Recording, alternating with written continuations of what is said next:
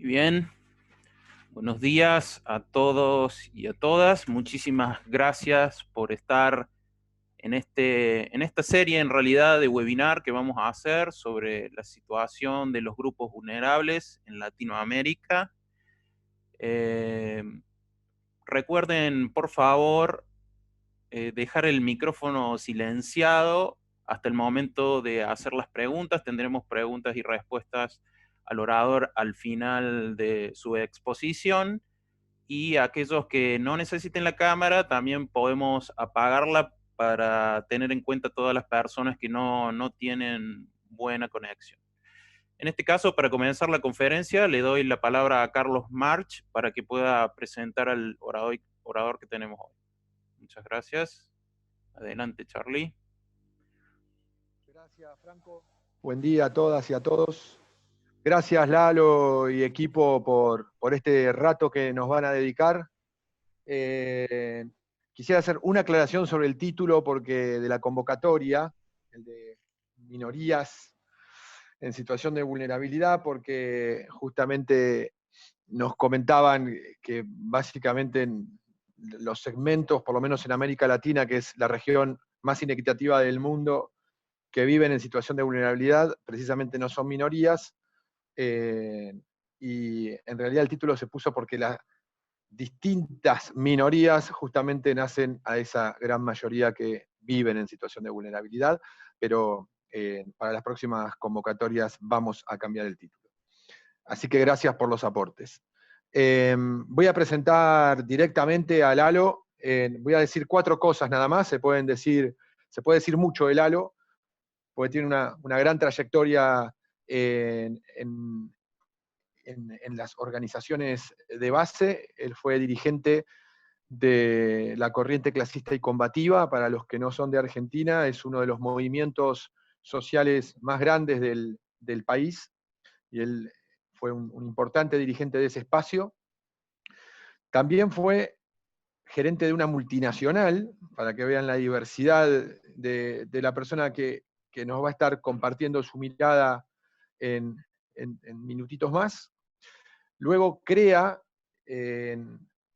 hace ya tiempo, una organización de base en un territorio del municipio más grande de la Argentina, que se llama La Matanza, que tiene 2,5 millones de habitantes más o menos.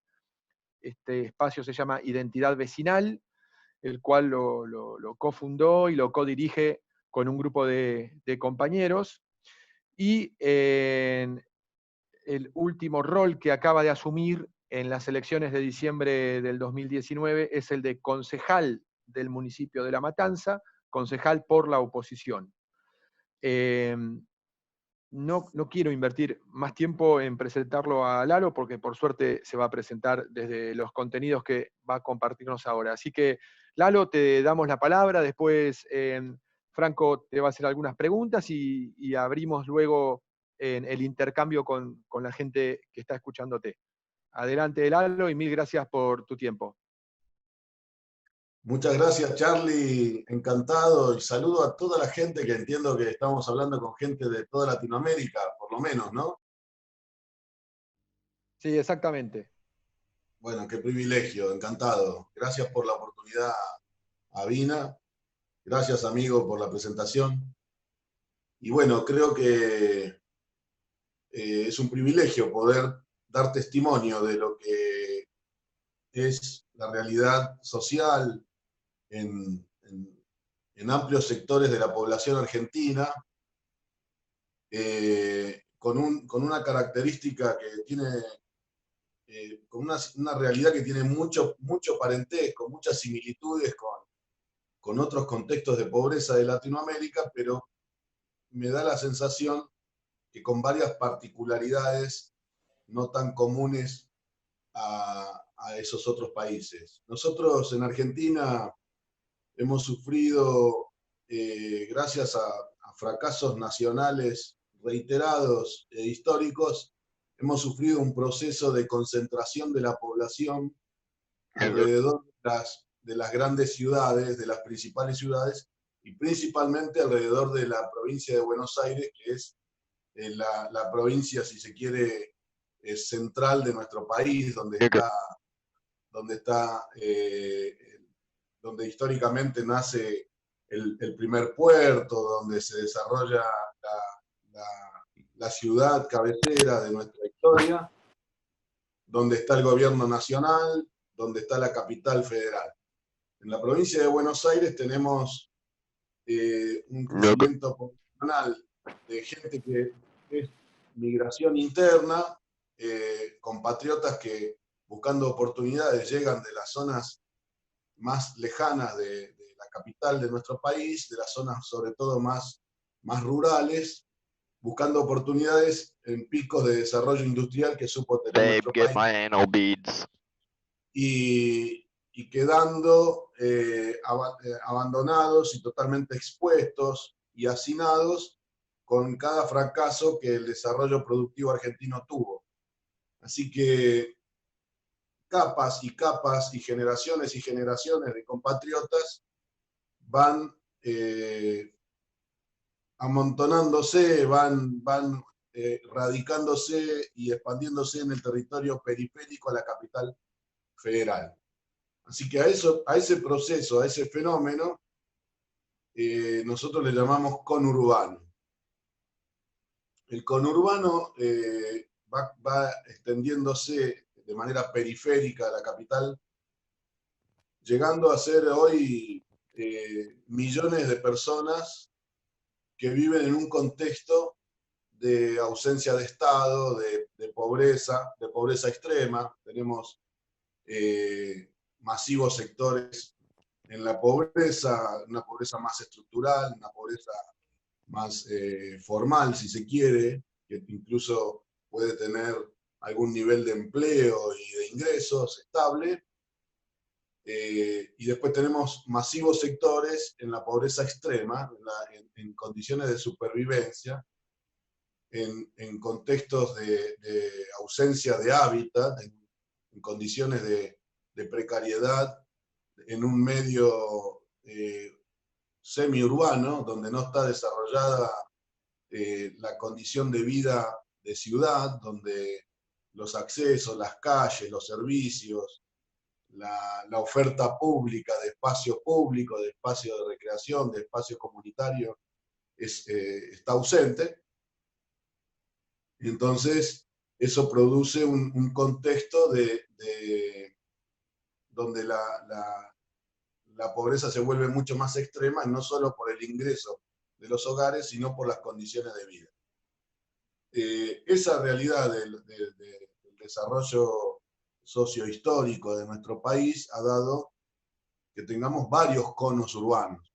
El conurbano tal vez con más difusión, más visible, es el de la provincia de Buenos Aires, pero a lo largo de distintas provincias, de distintas ciudades principales de nuestro país, también se da un fenómeno de conurbanización.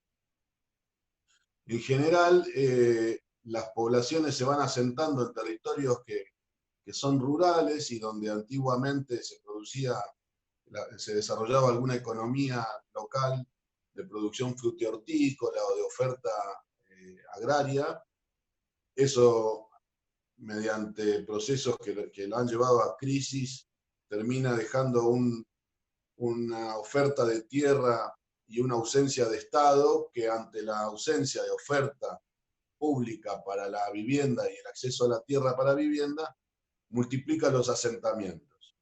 Los asentamientos en Argentina son los barrios que no necesariamente son usurpaciones, ocupaciones o intrusiones de tierra, sino que son procesos mayoritariamente de ventas ilegales de tierras privadas, producidas por pequeñas asociaciones ilícitas que actúan con convivencia y protección política y estatal, ocupando ilegalmente el espacio vacío que deja el Estado, que no produce oferta para estos sectores. Entonces, en la Argentina tenemos 4.429 barrios en estas características registrados hasta principios del año pasado.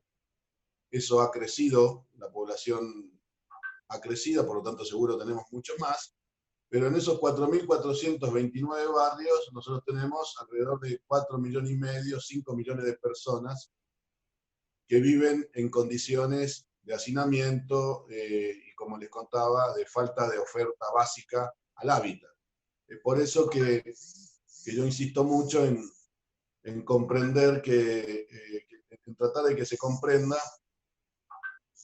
que de la misma manera que el hambre es un problema que agudiza todas las limitaciones que tiene la pobreza en general, la falta de un hábitat digno es un problema que agudiza todos los problemas que tiene la falta de ciudadanía en general. Es decir, es muy difícil cumplir un rol ciudadano, tener compromiso, participar de la gestión, participar de lo que hace al funcionamiento de lo público y considerarse ciudadano si uno ni siquiera tiene garantizado el derecho a ser habitante.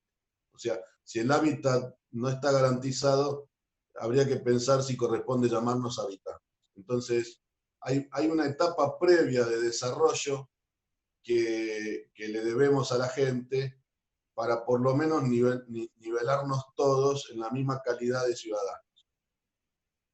En esos contextos de tanta precariedad, se van produciendo fenómenos políticos que terminan dando décadas de un régimen, de una condición, de un estatus político que casi tiene rasgos semifeudales, o sea, que tiene mucho atraso de desarrollo y tiene particularidades que, si no se comprenden, probablemente se intervengan con recetas universales sin entender ni el fenómeno social y lo que estos contextos generan en nosotros, lo que vivimos en esos lugares, y sin entender las limitaciones políticas, estructurales, institucionales que estas fuerzas políticas que se imponen en estos territorios generan.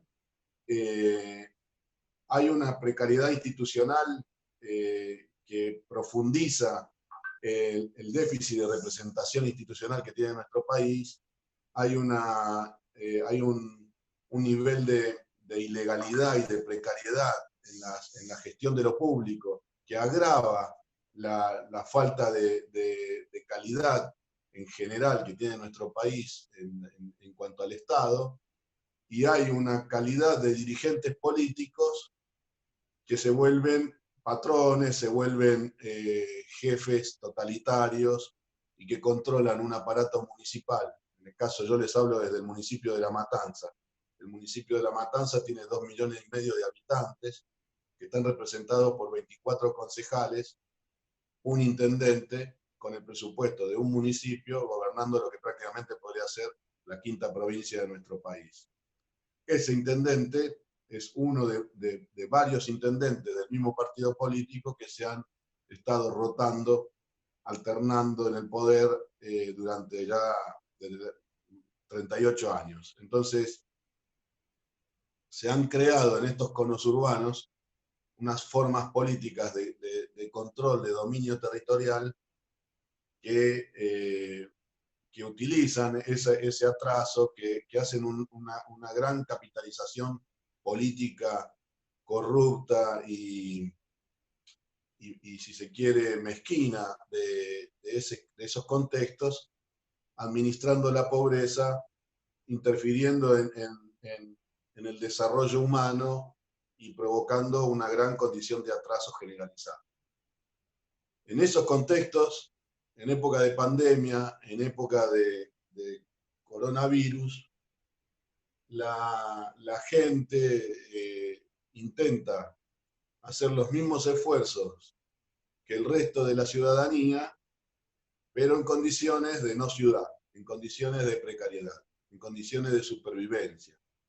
Entonces, la ausencia de la oferta del servicio público, la ausencia de estructura, de gestión estatal, se combina con dramas económicos, con dramas sociales, y complejiza todo mucho más la posibilidad de respetar una cuarentena como se pretende en nuestro país, como nos proponemos lograr en nuestro país, se complejiza mucho más la posibilidad de cuidarse y de cuidar a los demás. Entonces, es muy complejo que alguien que tenga que depender de la asistencia alimentaria solidaria pueda evitar salir de su casa a buscar una ración de comida o una bolsa de alimentos.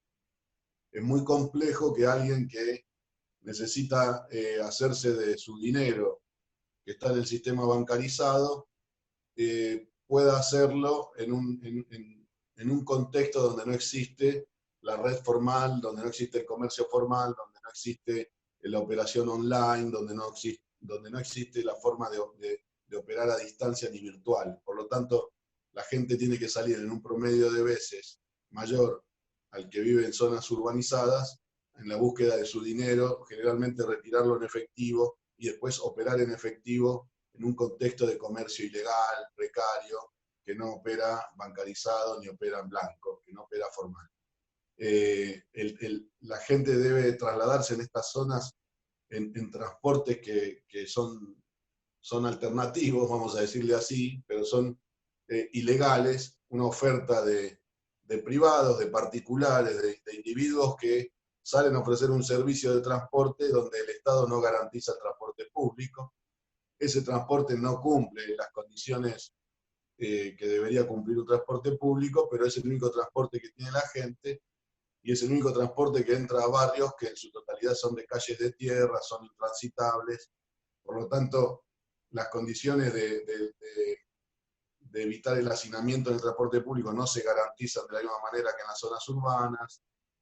Las familias sufren la ausencia de la oferta de salud en atención primaria, por lo tanto es normal en tiempos de paz recorrer los hospitales buscando el acceso a una atención básica y saturando los hospitales que están para atender cuadros más agudos con la demanda de la atención primaria. Eso es normal en tiempos de paz. En tiempos de guerra, como lo que estamos viviendo, eso se vuelve extremadamente dramático porque los hospitales están cerrados a la población, están concentrados en la atención del coronavirus y la gente ha quedado sin ningún tipo de contención ni atención. Por lo tanto, la gente deambula, porque además del coronavirus, la gente tiene una cantidad de enfermedades que son comunes en todos lados y en los sectores donde la pobreza o la economía está en crisis, se multiplican. Entonces, hay una carencia de atención de salud normal que hoy se agudizó y que también complica el poder quedarse en la casa para sectores que no acceden a la telemedicina, para sectores que no tienen cobertura médica privada, para sectores sociales que no tienen las mismas posibilidades que otros sectores urbanos. Con respecto a la situación de la alimentación y lo que tiene que ver principalmente con el acceso a la alimentación, nosotros tenemos una gran,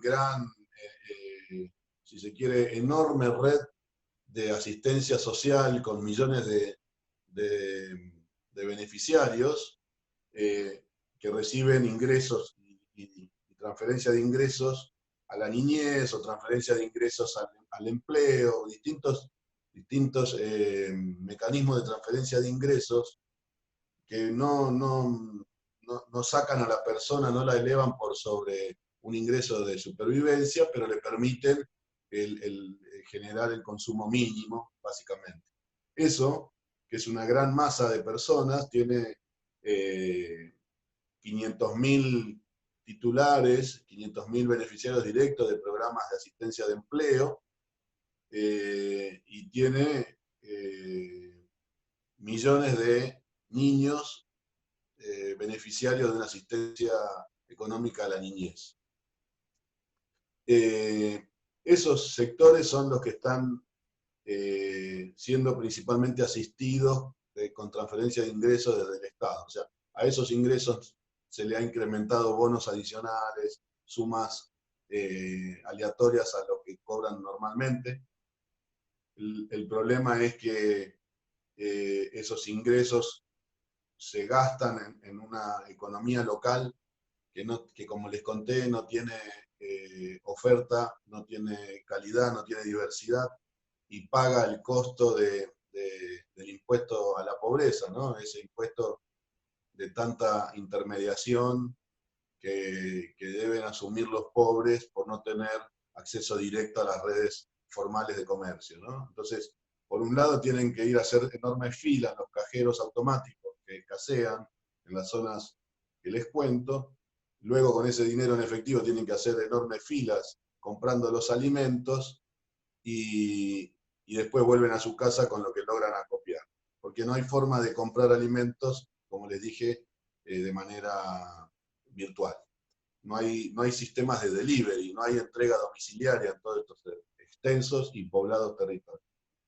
Así que hay un montón de limitaciones estructurales, hay un contexto y hay condiciones sociales históricas que llevan a una particularidad de hacinamiento de población, de niveles de pobreza y de niveles de pobreza extremos masivos y características políticas que todo eso en un cóctel nos da como resultado que la cuarentena se vuelve una hazaña. Cumplir la cuarentena se vuelve una hazaña y sin embargo los mismos sectores sociales están en la lupa y están siendo juzgados por el resto de la sociedad o por gran parte del resto de la sociedad por verlos que no se quedan en su casa como deberían o como se esperaría que puedan hacer.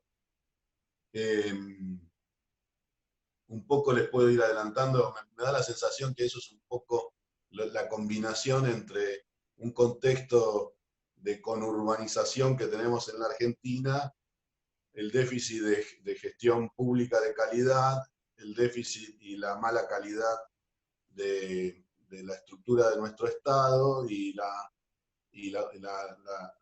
deficiencia de la capacidad política de quienes han gestionado nuestro Estado. Yo creo que de acá a 6 meses, de acá a un tiempo, esto nos puede dejar muy serias consecuencias en todos estos aspectos. Creo que va a agravar la dependencia y el sometimiento de la pobreza por sus necesidades a la cooptación y la utilización política. Creo que va a agravarse la condición estructural de nuestra economía, que ya venía en largos procesos de crisis. Me parece que se va a agudizar los índices relacionados a la pobreza y a la extrema pobreza. Y me da la sensación que también en el caso de nuestro país vamos a tener un deterioro grande y masivo de una clase media, de sectores medios que también en el proceso sociohistórico de Argentina han sido muy característicos, que están en punto de equilibrio, porque las decisiones políticas están focalizadas en la pobreza y en la extrema pobreza, descuidando a los sectores medios que están en la formalidad, que están en blanco, que tienen fuertes cargas tributarias y que como tienen sus ingresos no han sido considerados prácticamente, a pesar de que no están pudiendo generarlos ni trabajar. Yo creo que un sector de esa clase media se va a agravar y mucho, agravando por ende los niveles de pobreza y de atraso social que ya tenemos. Me da la sensación que parte de lo que se puede hacer primero en nuestro caso es acercarle a la gente de manera audaz y saltándose etapas de subdesarrollo, saltándose las trabas que ya les conté, interactuando entre sectores, entre líderes y actores del sector privado que tienen capacidad de ejecución y de gestión que nuestro Estado no tiene, que tal vez hasta tienen recursos económicos que nuestro Estado no va a tener, generar ofertas, generar iniciativas para el desarrollo local, para la integración social, para la multiplicación de oportunidades, tanto en materia de servicios como de desarrollo, para estas poblaciones, aprovechando lo mejor de los conocimientos técnicos profesionales del mundo académico, traer a estos sectores las mejores experiencias que hay en el mundo y darle la oferta que no han tenido hasta este momento, al mismo tiempo que hay que paliar todas las emergencias que esta situación nos precipita. Es el desafío de actuar en el hoy mismo, en el ahora, en el ya, y al mismo tiempo lograr superar lo precario, lo improvisado, lo cortoplacista, y poder generar ofertas que, por ejemplo, en nuestro caso, nuestra organización está trabajando con un banco y con un par de empresas, desarrollos tecnológicos para que la gente pueda tener plataformas virtuales de compra y acceso a alimentos y a bienes de primera necesidad, lo pueda recibir en su casa y lo pueda pagar con sistema electrónico bancarizado. Algo que en sectores urbanos es totalmente normal, sería revolucionario en estos extensos y poblados territorios. Lo mismo estamos trabajando en desarrollar una plataforma que le dé a la gente acceso a una atención de contención médica y psicológica mediante la telemedicina. Lo mismo estamos desarrollando plataformas de aulas virtuales porque el Estado provincial no le está brindando a los chicos y a los alumnos y a los docentes herramientas para poder trabajar online. Por otro lado, estamos desarrollando un proyecto que esperamos poder lograr en el corto mediano plazo para la producción frutihortícola de 400 o 600 hectáreas en estas zonas periurbanas, con desarrollo tecnológico y utilizando todos los recursos que nos permitan lograr volumen y rapidez de volumen para facilitarle a la gente acceso a alimentos económicos y de calidad. Lo otro que hay que pensar es con respecto a cómo generamos herramientas financieras que contemplen medianos plazos, o sea, que combinen, que sean un híbrido, si hace falta, que dé tasas, condiciones blandas durante un periodo, tal vez de un año, y que combine luego con las tasas que el privado necesita como para recuperar esa inversión. Proyectos que le faciliten a los sectores medios, pequeños, que mueven nuestra economía, sostenerse, poder mantener la fuente de empleo local, poder mantener el desarrollo económico local, y poder en el plazo devolverlo y que sea negocios para todos, incluso para los inversores privados. Me parece que eso sería un poco, si me extendí demasiado les pido disculpas, y después si ustedes quieren me ayudan con preguntas. No, excelente, Lalo, muchísimas gracias por esta exposición tan concisa. Vamos a abrir un espacio de preguntas y respuestas, lo pueden hacer a través del chat si ustedes quieren, o directamente en forma ordenada, abriendo el micrófono, yo les puedo dar la palabra. Mientras tanto, Lalo, te puedo ir haciendo algunas de las preguntas. Bueno, ahí María José tiene una. No sé, María José, si quieres abrir el micrófono, adelante. Si no, lo podés hacer por el chat. Sí, hola, Franco, muchas gracias. Bueno, excelente y excelente. ¿Me escuchan bien, verdad? Sí, adelante. Bueno, muchas gracias por la iniciativa tan importante. Bueno, yo soy de Asunción, soy abogada de derechos humanos, soy docente y también ligada a varias organizaciones no gubernamentales en las que trabajamos con poblaciones vulnerables. Me pareció excelente la descripción tan detallada que realizó el ALO, creo, de identidad vecinal. Le agradezco muchísimo. Solamente no me quiero extender mucho. El día de ayer me encontré en un webinar con médicos en donde llegábamos a la conclusión de que de la crisis teníamos que pensar en la post-crisis y en lo que es, en que efectivamente en nuestros países vamos a tener que reorganizar el Estado y reorganizar el sistema sanitario de salud desde las bases. Ahora, yo quería comentar, nosotros, por supuesto, una de las medidas que realizó el gobierno aquí era, además de la entrega de kits, fue el otorgamiento de $80 a través de la Secretaría de Emergencia Nacional. Fue muy discutido porque es muy poco realmente, estamos hablando de 3 semanas de paro, ¿verdad? De paro laboral para las personas informales o precarizadas en su trabajo, y esta se acredita a través de una billetera electrónica. Entonces, las personas, es uno por familia, que envían un mensaje a través de la telefonía celular, estos se cotejan los datos y luego se le asigna a esta familia, que son 500.000 guaraníes, nosotros manejamos eso, pero serían alrededor de $80, que lo pueden utilizar para compra de alimentos. Quería hacerle una pregunta a Lalo, porque mucho se dice que estas personas que ejercen la economía informal, por ejemplo, nosotros tenemos mercados, ¿verdad?, de venta y producto de alimentos, donde los propios productores, uno muy tradicional acá en Asunción, que es el Mercado 4, lo que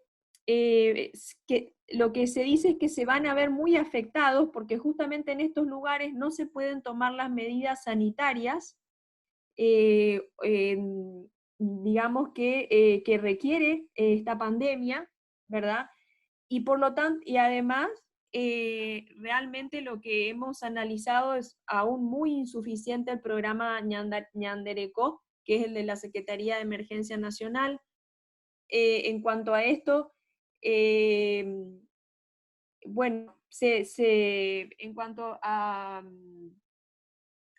bueno, hay una propuesta de ver, de ampliar estas medidas de ayuda, ¿verdad? Pero mucha carencia de enfoque de derechos humanos en la atención a las poblaciones vulnerables, ¿no? Así como una entrega de kits, ¿verdad? Un poco por parte del Estado hablo. Y sí, lo positivo es que tenemos redes de solidaridad, muchas personas del sector privado se han abocado a colaborar de una forma muy fuerte a todo lo que son los comedores escolares o comedores parroquiales, todo eso. Bueno, mi consulta va a esto de cómo no revictimizar a las poblaciones más vulnerables justamente, porque ¿qué les podemos ofrecer a ellos para que puedan continuar con sus actividades económicas, ¿verdad? Que sí son precarias, son informales, y el propio Estado las permite, ¿verdad? Y las venimos permitiendo hace más de 35 años, en el sentido de que no les hemos ayudado, ¿verdad? Para que se puedan ingresar a la economía formal. Y por último, me encantó lo de si nos podés ahondar un chiquito más, o quizá nos podés escribir en el chat, lo de la plataforma médica y la plataforma educativa, porque eso realmente está siendo para nosotros una falencia muy grande, cómo es la continuación de las clases, ¿verdad? Una cosa es de la universidad pública, privada, otra cosa es la de los colegios privados que nosotros tenemos, otra es la de los colegios subvencionados, pero la de los colegios públicos que dependen directamente del Estado, pues estamos un poco perdidos. Bueno, perdón porque me extendí y muchas gracias.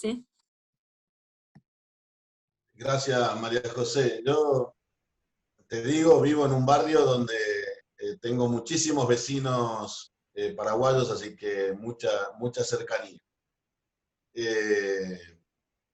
Yo creo que, bueno, por un lado, cuando el Estado decide intervenir, tiene los mecanismos para hacerlo y ordenar lo precario. No es que en el caso nuestro, por lo menos, y bueno, yo he estado en Paraguay 2 o 3 ocasiones y creo que no ha sucedido lo que vos contás, como lo que yo doy testimonio, no ha sucedido sin que el poder político lo haya permitido, incluso en nuestros lugares, sin que el poder político se beneficie de esa realidad.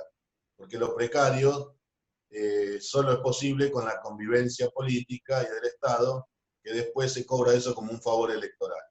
Entonces, si el Estado decide ordenar esa realidad, puede ordenarla perfectamente. En nuestro país hubo un escándalo nacional porque el viernes decidió el titular, el titular del organismo que administra los fondos de jubilaciones y pensiones, decidió pagarle a casi 1 millón de jubilados y pensionados, todos juntos el mismo día, sus fondos de jubilaciones, lo que provocó un hacinamiento del grupo de riesgo más delicado que tiene esta realidad, y fue un escándalo nacional, al punto que nosotros hemos presentado una denuncia penal. Pero al otro día ordenaron las filas, lograron mover el aparato estatal como para que esa realidad cambiara. O sea, en un día hicieron lo que no hicieron cuando debían hacerlo. Entonces, se pueden ordenar los mercados informales, se puede ordenar las realidades informales. En nuestro país parte de lo que se está usando para intervenir en la asistencia social es el ejército, fuerzas federales, hay mucho recurso público.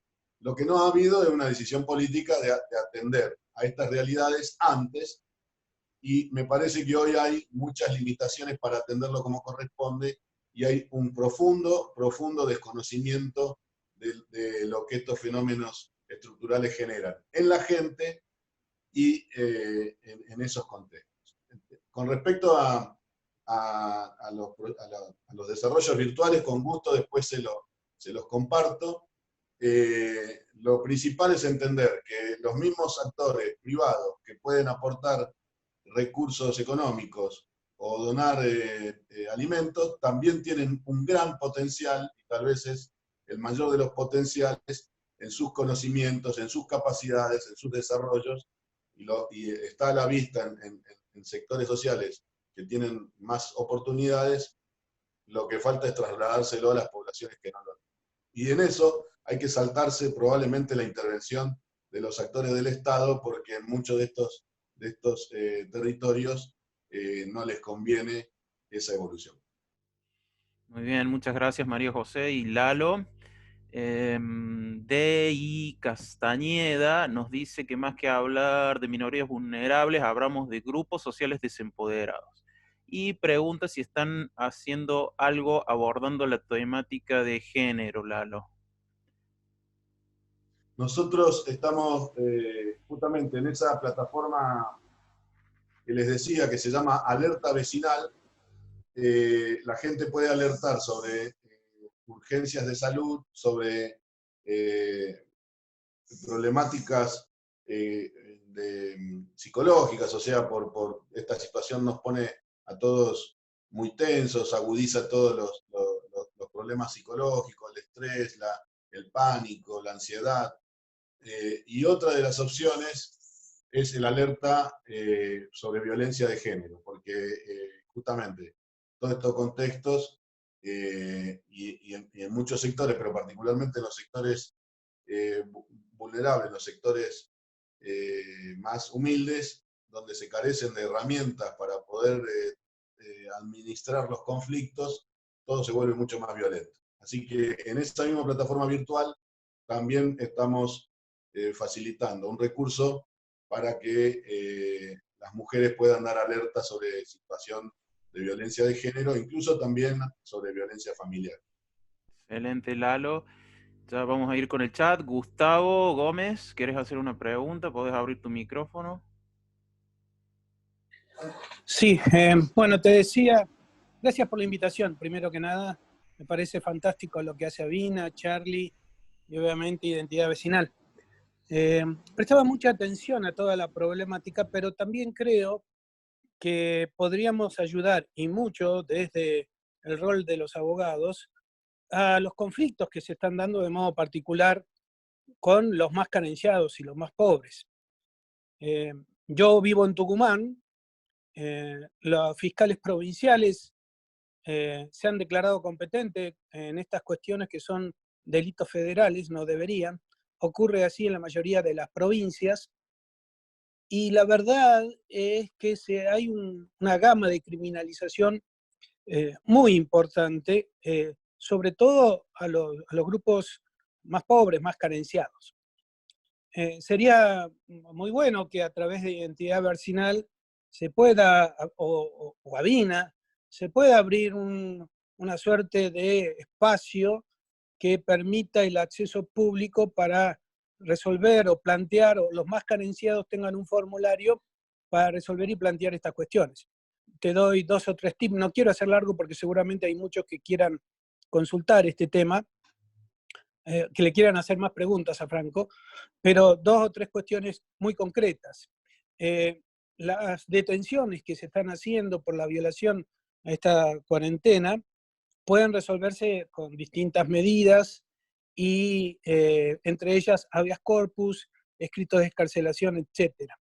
También es posible solicitar al gobierno a través de medidas cautelares y recursos de amparo la provisión de alimentos para aquellas familias que no tienen alimentos suficientes para durar la cuarentena. Ya hay fallos judiciales que le ordenan al gobierno la provisión de alimentos necesarios hasta que se termine la cuarentena, para que la gente no se mueva del lugar, incluso para que no salga ni siquiera a comprar los almacenes cuando no tiene recursos económicos. En tercer lugar, me parece importante plantear la situación de una minoría que es absolutamente ignorada, y aquí ni siquiera se la mencionó, pero que a mí me preocupa mucho, que son las poblaciones carcelarias. La situación de hacinamiento de las cárceles en toda América Latina es muy grave. Es lamentable que los tribunales de toda América Latina no estén haciendo lugar a los reclamos que hacen los presos a través de habeas corpus y distintas medidas, y también me parece que debería ser materia de atención. No solo aquellos que viven en barrios hacinados, sino también aquellos que están en las cárceles, porque habitualmente a la cárcel la alimentación al preso se lo llevan los familiares. Las cárceles proveen muy mala alimentación y muy poca, y siempre ocurre que los familiares se lo llevan.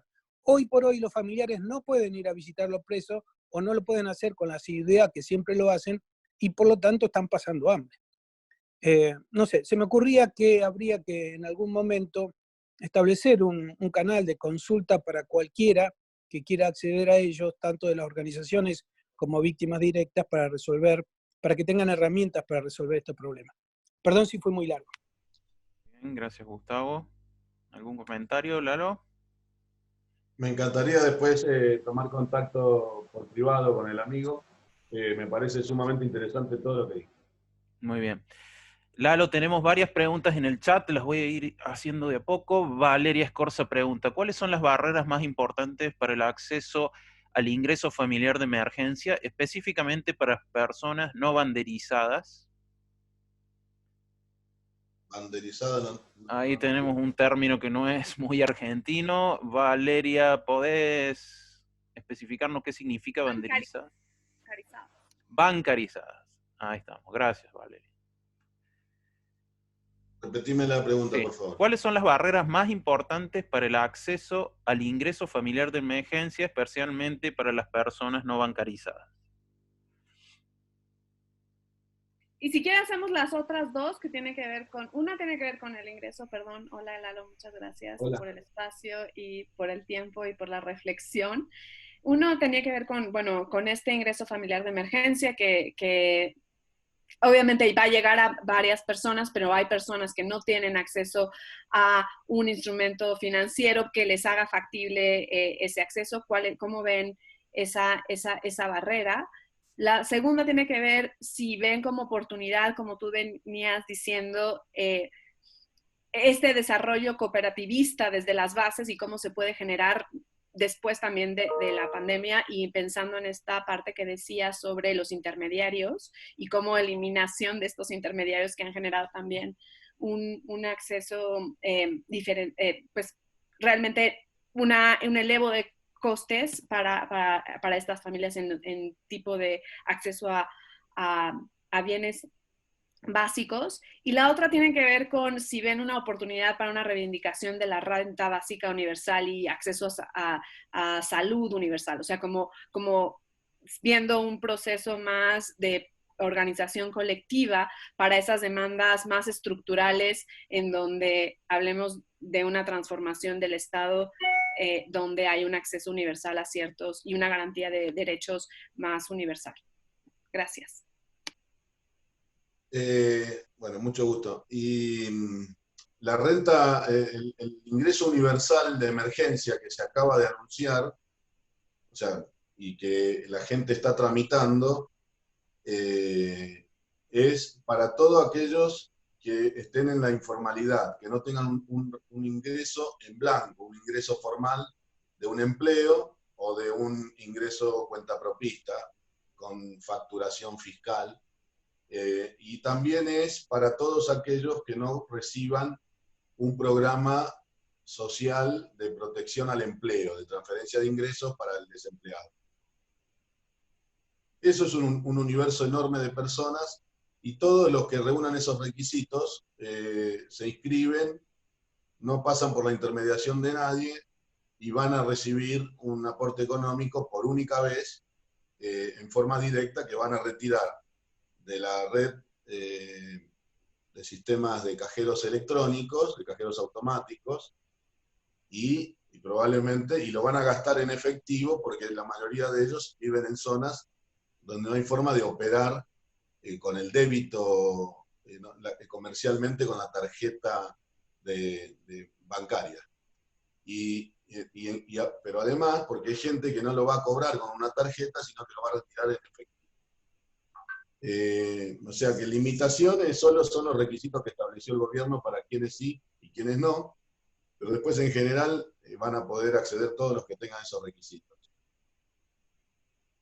Con respecto a las perspectivas de que iniciativas de índole asociativa o cooperativa se puedan desarrollar más allá de la pandemia, de la lucha contra el coronavirus, yo lo veo totalmente necesario y posible. Y de hecho es lo que nosotros por lo menos pretendemos. Estamos hoy desarrollando propuestas que teníamos pensado desarrollar antes. Lo estamos haciendo con mucho más celeridad, pero para que sean sostenibles y sustentables, ¿no? Con respecto a la expectativa de que se puedan dar debates y poner en cuestión los derechos universales, yo en particular tengo un poco más de escepticismo. Me da la sensación que hasta el momento este drama nos asusta, nos impacta, hasta nos mata, pero todavía no nos cambia. No, me da la sensación que la clase política sigue teniendo, la clase política, y me parece que en general la sociedad, todos nosotros seguimos teniendo más o menos los mismos vicios y virtudes que teníamos antes de este virus. Todavía me da la sensación de que no hay madurez como para poder evolucionar a una sociedad mejor. Sí creo que hay sectores que están teniendo su oportunidad de potenciarse de manera solidaria, de manera creativa y de manera honesta en la búsqueda del desarrollo propio y de su comunidad. Así que tengo mucha fe en sectores que buscan honestamente promover el desarrollo, y tengo un poco de escepticismo en que la agenda política vaya a tomar estos profundos debates que preguntaban. Muy bien, muchas gracias, Lalo. Una más. Charlie dice, ¿cómo se puede trabajar el paradigma del cuidado en segmentos sociales que han sido descuidados históricamente? Recordando que el paradigma del cuidado, según dice Bernardo Toro, es el cuidado propio de los demás y del medio ambiente. Voy a colgar un paper ahí para que ustedes puedan informarse sobre esto. ¿Opino? Sí, adelante, Lalo, perdón. Hay que entender que yo, por ejemplo, ya soy abuelo, tengo 45 años y soy abuelo. Mi nietito tiene 3 meses, mi hijo tiene 22 años, y llevo de mis 45 años viviendo 39 en estos contextos. He tenido la oportunidad, como decía Charlie, incluso de ser gerente de una empresa multinacional, y he tenido oportunidades que el promedio no ha tenido. El promedio en general ha vivido los mismos años que yo y llega a ser abuelo en estos contextos, influenciado directamente y exclusivamente por esta realidad. Eso significa que uno llega a adulto mayor con el autoestima destruida.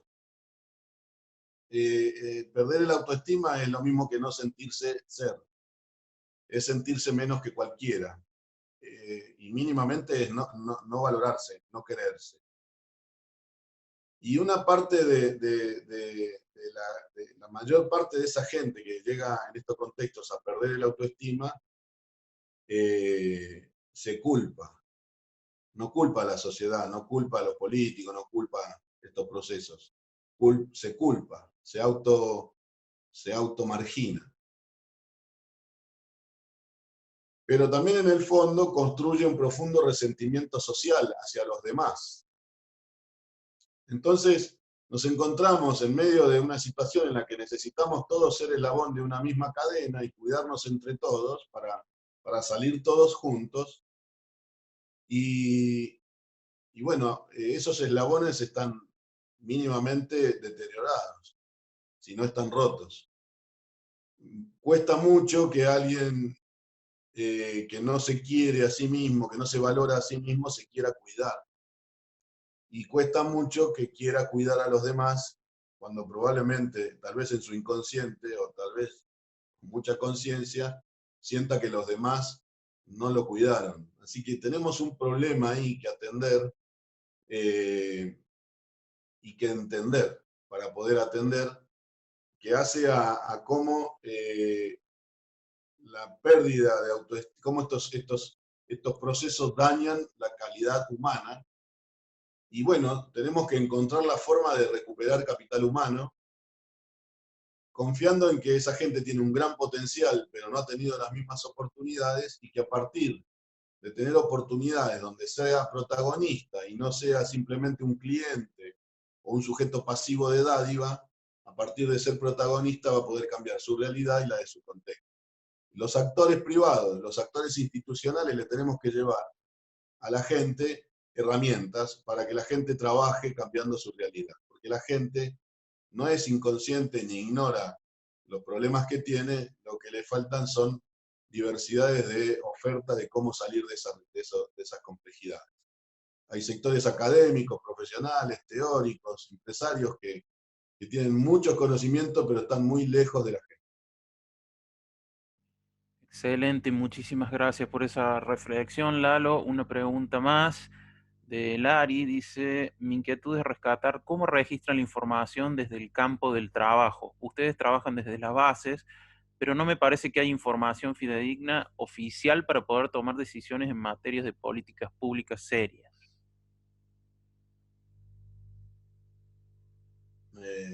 Comparto. Hay muchas limitaciones si bien hay mucho estudio en el campo académico, teórico, sobre estos contextos y estas realidades, hay mucha ausencia de datos para justamente, y sobre todo de esta calidad de datos que hablan, que estudian los procesos de estos sectores que son relativamente modernos para Argentina, no tendrán 30, 35 años, y los procesos de los sujetos de estos sectores. Sí, yo comparto, no sé si yo soy referente de una asociación civil, de una organización, de un movimiento vecinal, local. Tenemos muchas limitaciones y de información también. Bien, muchas gracias, Lalo. Hay muchos saludos y agradecimientos para vos. También hay algunas iniciativas que nos ponen en el chat que te las podemos después hacer una copia y mandar para que vos puedas entrar. Y si te parece bien, ¿querés hacer alguna reflexión final? Si no tenemos más preguntas, para ir No, está bien. cerrando. Yo repito porque entre las cosas que propongo que esta reconstrucción de economía de guerra que nos va a quedar a todos, esta posguerra, va a demandar también de los actores sociales y de los actores institucionales comprometidos con los actores sociales, involucrarse en la innovación de herramientas de desarrollo productivo, de herramientas de economía local. Flexibilizar los criterios, porque normalmente los sistemas financieros y las organizaciones comprometidas con inyectarle recursos a los emprendimientos de compromiso o impacto social, tienen ciertos criterios que van a tener que flexibilizarlos, porque en estos momentos, más de un proyecto que tal vez no tenga toda la sustentabilidad que se le pide normalmente, con el solo hecho de salvar una fuente de empleo de economía local, se vuelve una inversión de impacto. Todo se vuelve mucho más delicado y urgente. Me parece que también en eso, nadie preguntó, no sé si después estará en el chat, me parece que Avina tiene que ayudar a pensar nuevos mecanismos de inversión privada, de inversión filantrópica, de todo tipo de inversión para el desarrollo productivo local, para sostener el empleo, la pequeña empresa, el pequeño emprendimiento local. Así que, nada, yo agradezco nuevamente la oportunidad y, bueno, me encantaría conocer más en profundidad las experiencias que cada uno de ustedes está desarrollando en sus países. Estoy aprendiendo mucho de lo que hacen los demás. Muy bien, Lalo Creus, muchísimas gracias por acceder a esta conferencia, la verdad que fue espectacular. Agradecemos a todos y a todas por estar presentes aquí. Vamos a reenviarles las preguntas que quedaron en el chat y las sugerencias a Lalo y colgaremos esta grabación en el sitio web y las redes de Avina. Muchísimas gracias por todos y las semanas que vienen los esperamos en un nuevo InContext con otro referente. Muchísimas gracias. Gracias. Adiós.